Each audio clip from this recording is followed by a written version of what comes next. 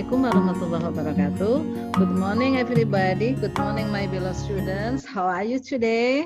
I'm happy because we will study together this morning. I hope you always happy, are healthy and enjoy in your home. Anak-anak semuanya, selamat pagi ya. Mudah-mudahan kita bisa belajar pagi ini. Kita dengan Zoom biar kamu juga bisa melihat Ibu. Bukan Zoom ya ini ya.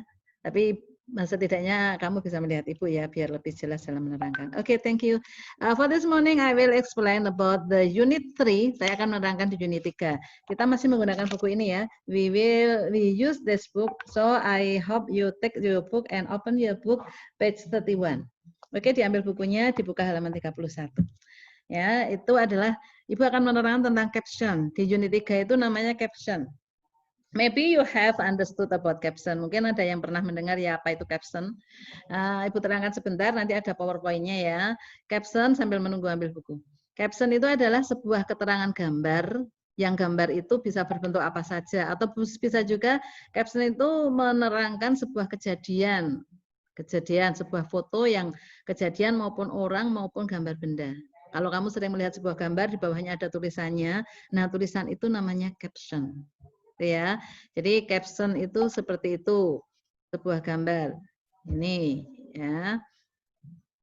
Coba kita lihat sebentar ya. Oke, ini ya caption.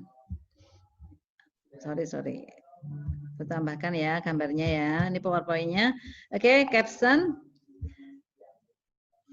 Caption itu bisa berbentuk ini, maaf ya, enggak apa-apa.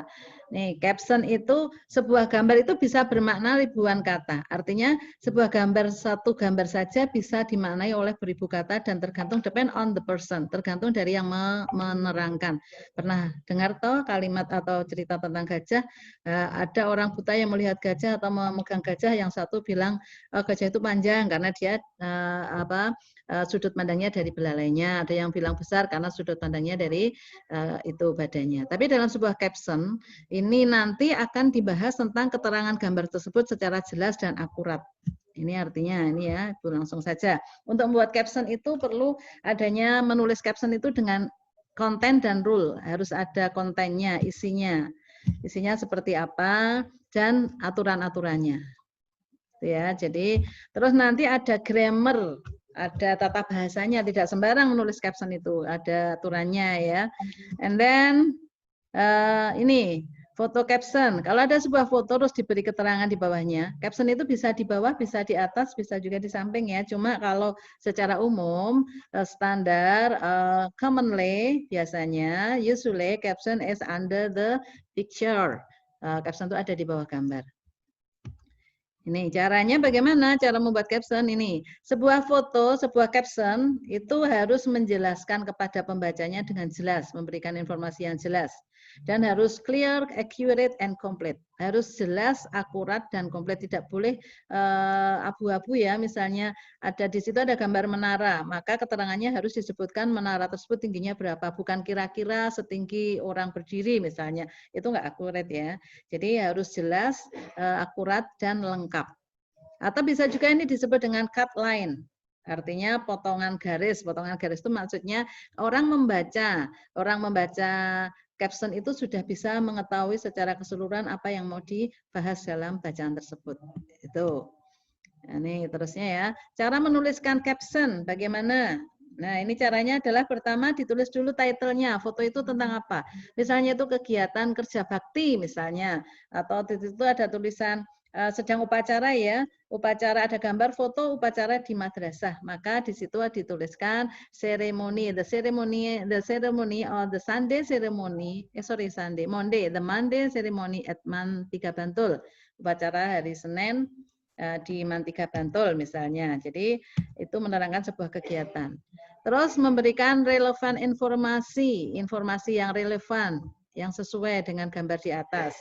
Misalnya itu terjadinya di mana, ya, atau itu upacaranya menyambut hari apa dan sebagainya. Ada informasi yang jelas.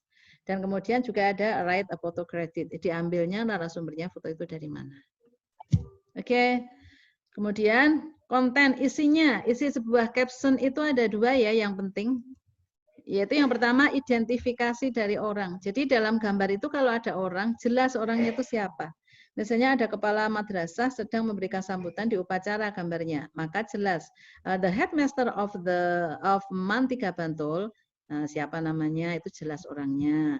Terus place of the event, kejadiannya di mana tempatnya? Oh, at Mantika Bantul. And tanggalnya berapa? Date-nya ya. Tanggal kejadiannya itu kapan? Dan fotonya itu diambil hari apa atau in the first sentence ya, ini diletakkan di kalimat pertama. Jadi itu kejadiannya itu di mana, kapan, dan siapa itu disebutkan dengan jelas.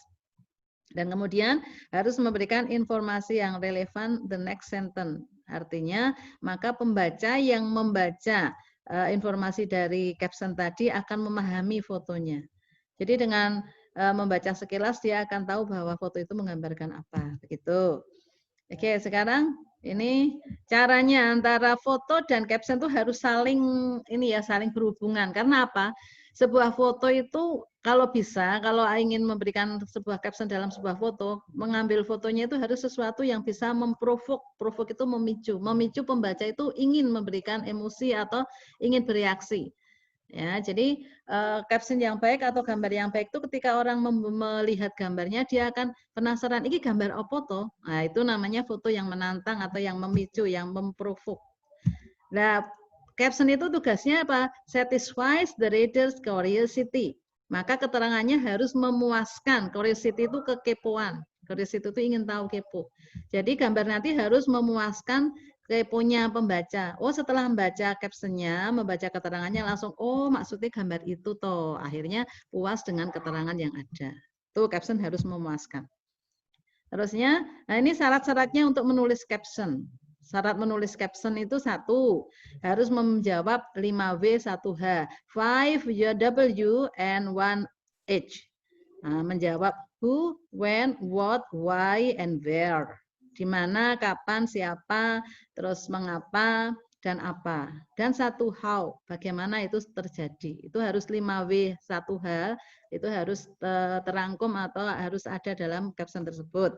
Dan kata kerjanya menggunakan kata kerja present tense atau kata kerja pertama. Yang ketiga, captionnya harus berbentuk kalimat lengkap, ya, tidak potong tengah, ya biasa kalimat harus lengkap ya. Terus clearly identify the people and location that appear in the photo. Jadi harus jelas, dijelaskan seperti tadi orangnya itu siapa. Ya, tidak hanya orang yang berbaju putih, tidak, tapi namanya siapa, dia jabatannya apa.